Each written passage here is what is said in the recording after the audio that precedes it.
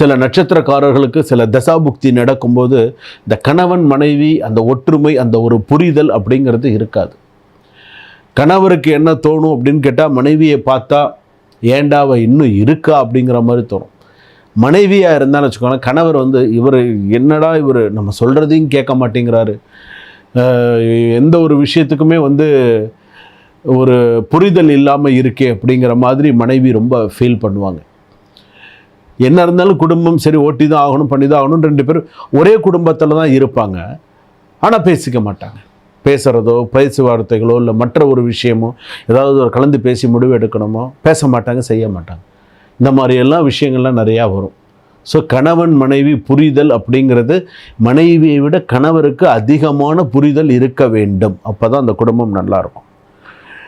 ஏன்னா சில விஷயங்கள்லாம் பார்த்திங்கன்னா, கணவர் நம்ம ஏன் சொல்லணும், எதுக்காக சொல்லணும் அப்படிங்கிற மாதிரி இருப்பீங்க.